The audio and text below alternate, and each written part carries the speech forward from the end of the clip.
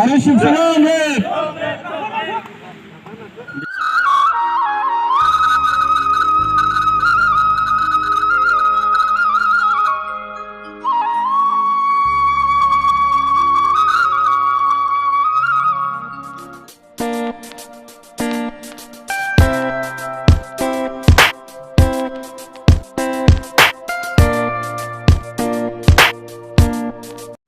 hello guys आंनि गोदान मोनसे भिडिअ बयखौबो बरायनाय थाबाय हतासन चेनेलनिफ्राय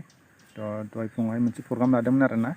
बाजिबाथि लाइ गांखं खुन्थिया गायसनजेननाय आरोना बेखौ नोंसोरजों लोगोसे शेयार खालामनो नागिरबाय आङो भिडिअखौ इन्टारेस्टिं मोनोबा नायलांदो लोगोसे चेनेलाव गोदानबा चेनेलखौ साबस्क्राइब खालामलांदो आरोना ओमफ्राय दा न'आव दङ आरोना आङो गाबोनहाय जोंहा ओंखाम गोरलै बेनि थाखाय खुन्थिया सैगासिनो दं आरोना सैखाङाखै दङ दा एसे सैबावनांगौ चेनेलाव गोदानबा चेनेलखौ साबस्क्राइब खालामलांदो आरोना ओमफ्राय भिडिअखौ मोजां मोनोबा लाइक होलांदो भिडिअखौ बारा गोबाव खालामालासे नोंसोरजों लोगोसे शेयार खालामलांनि बिदिबा आंजों लोगोसे नायलांबाय थादो भिडिअखौ जोंनिनो दाउखा गाबनाय दालाइसा एबसुनि बेन्दोंआव थानाय जोंनि रामफल बिल नैबे रुपनाथ ब्रह्म गोसोखां फोथाराव फैगौ 24 डिसेम्बर बेहाय खुंनो थाखाय थाग थियारि खालामनाय जाबाय आरो बेनिनो दिनैहाय जोङो नैबेहाय गाहाय लाइ खुन्थिया गायसननो थाखाय जोङो थाग थियारि खालामदों आरो बे फुंबिलि समावहाय जोंजों दिनै बे गाहाय खुन्थिया गायसनगोन हिसाबै गाहाय आलासि महरै बाहाय लेंहर जानाय मानगोनां जोंनि रामफल बिल दख'रा दुलाराय बर' फरायसा आफादनि मोनसे समनि बारग' गाहाय नेहाथारि आरो लोगोसे आथिखालनि इउपिपिएल लाइमोन गांखं आफादनि रांगिरि फुकन लाहारी सार बे हाबाफारियाव बाहागो लानो हानाय रामफल बिल दख'रा दुलाराय बर' फरायसा आफादनि मानगोनां आफादगिरि बिजित कुमार ब्रह्म मानगोनां बिथां बे हाबाफारियावनो बाहागो लानो हानाय बोसोनगिरि फारियै बिजित कुमार नार्जारी सार अमृत कुमार ब्रह्म सार फुजाखां मुसाहारि सार आरो शम्भु कुमार बसुमतारी सार गासैबो बोसोनगिरि सारमोन हाबाफारियाव हांख्रायनाय बायदि बाहागो लाफैनो हानाय गासैबो दालाइसा एबसुनि बिबानगिरि आंनि एबसुनि मावथि लोगोफोर हाबाफारियावनो बाहागो लाफैबावनो हानाय जोंनि रामफल बिल आइजो अनसाय आफादनि मानगोनां आफादगिरि मेडाम हाबाफारियाव बाहागो लानो हानाय रामफल बिल बर' गुदि बर' थुनलाइ आफादनि मानगोनां आफादगिरि ट्राइबेल संघनि मानगोनां आफादगिरि गाहाय नेहाथारि आरो बेवहाय सफैनो हानाय गासैबो बे दाउखा गाबनाय दालाइसा बेन्दों सिंनि गामि गोराजों लोगोसे साफ्रोमबो गामिनि मानगोनां सानसुमै रायजो राजाफोर आरो जोंजोंनो दानानै होजानाय बे 55थि थान्दै जख'न्थाय बेखौ खुंफुंनो थाखाय खुंफुं आफादनि मानगोनां चेयारमेन कनभेनरजों लोगोसे साफ्रोमबो आरसिनि बिबानगिरिफोर आरो गासैबो फुडिं आरो रिफ्रेशमेन्ट गासैबो बे खुंफुं आफादनि बिबानगिरिफोर आरो बाहाय बाहागो लाफैनो हानाय क'क्राझार जिल्ला लाइमोन गांखं आफाद इउपिपिएल लाइमोन गांखं आफादनि मानगोनां आफादगिरि जनेल कुमार बसुमतारी मानगोनां आदा हाबाफारियाव बाहागो लानो हानाय साफ्रोमबो दैदेनगिरि आरो बाहाय आं मख'जोबनो हायै गासिबो आंनि दख'रा आफादनि लोगो आफादगिरिजों लोगोसे साफ्रोमबो बिबानगिरिफोर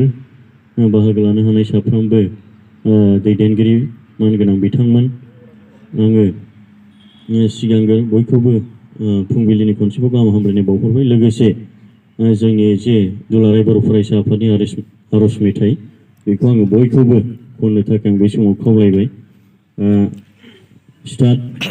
संसाराव गोजोन सुदेम बारा बारलांथों आफा अ बंग'साय संसाराव गोजोन सुदेम बारा बारलांथों आफा अ बंग'साय अनलायनाय सहायनाय गिया इउपिपिएल लाइमोन गांखं आफाद मिरुनि रांगिरि फुकन लाहारी सारखौ गांसे आर'नाइजों बरायनानै लागोनो थाखाय खावलायबाय लोगोसे गावनि सिनायथिखौ होनो खावलायबाय लोगोसेयैनो लाइ खुन्थिया गायसननायनि सिगां सारखौ फंनैसो बिबुंथि लाखिनो थाखाय बे समाव खावलायबाय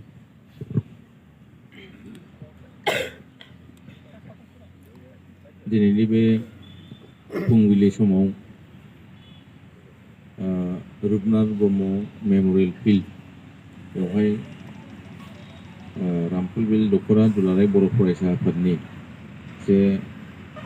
थुंगा 55थि बोसोरारि जथुम्मा बेखौ फैगौ 24 डिसेम्बरावहाय खुंनो लानाय जे हाबाफारि आरो बे हाबाफारिजों लोब्बा लाखिनानै जे दिनैनि बे गोथार फुंबिलियाव जे लाइ खुन्था गायसननाय हाबाफारि बेवहाय आंखौ बेखौ गायसननो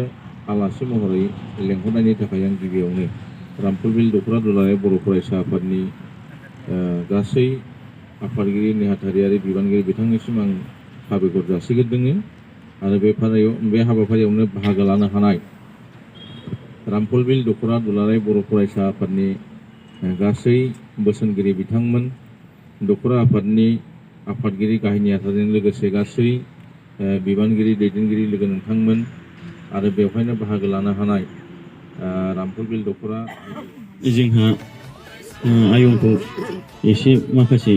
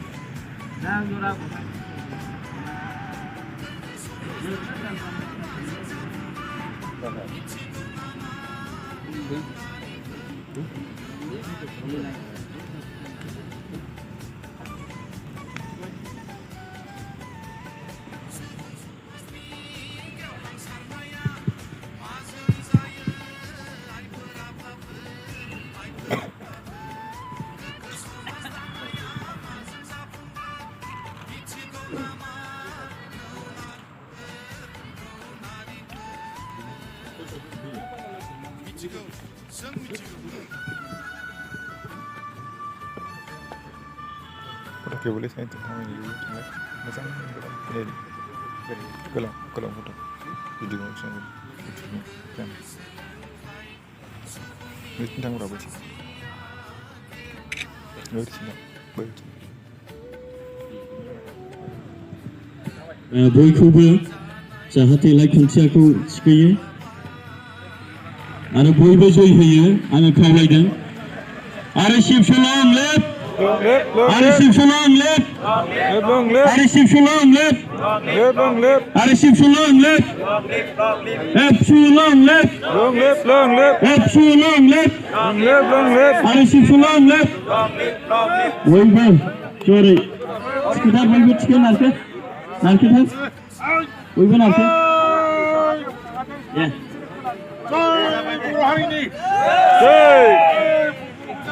आरो शिबसलम लेफ्ट दे बयबो नारखो